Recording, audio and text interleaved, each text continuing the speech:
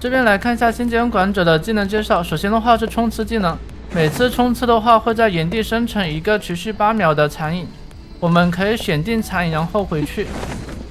其次的话是地图的物体周边会有一些隐喻，但是人形态的话进去是没有办法进入到一个潜行状态的，只有用冲刺技能冲刺进这个隐喻才会进入到一个潜行状态。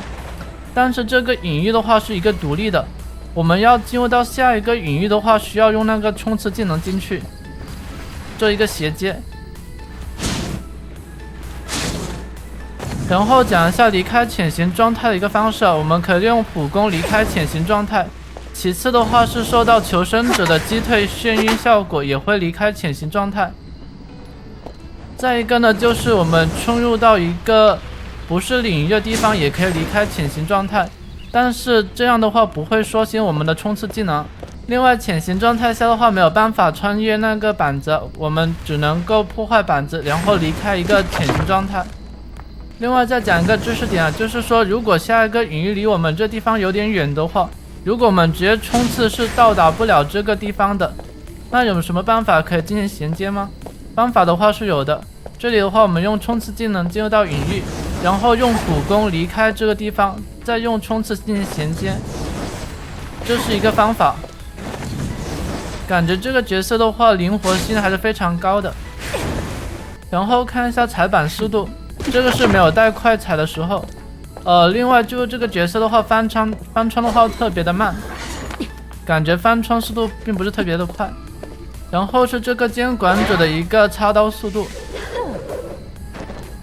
算是一般般吧，还是非常的慢的。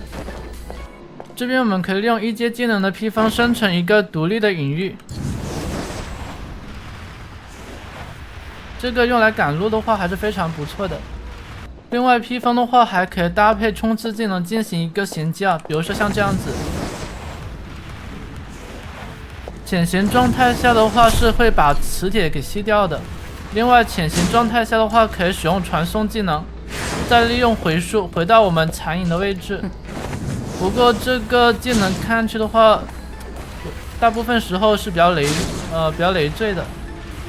这里需要注意的是，开局的时候物体周边的话是不会有那些隐喻提示的，只有当监管者过来之后，这些物体周边隐喻才会慢慢显现。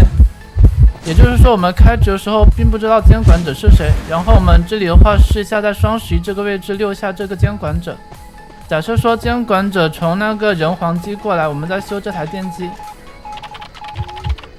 这边我们有心跳了，不小心丢了个磁铁。这里可以看到那些残影的话对于求生者是可见的，这里我们可以用技能打断它的一个残影。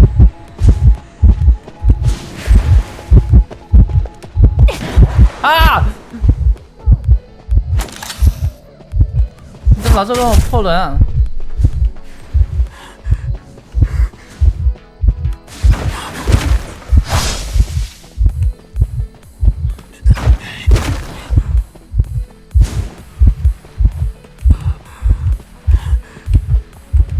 哦，我感觉我知道怎么溜。我在干嘛？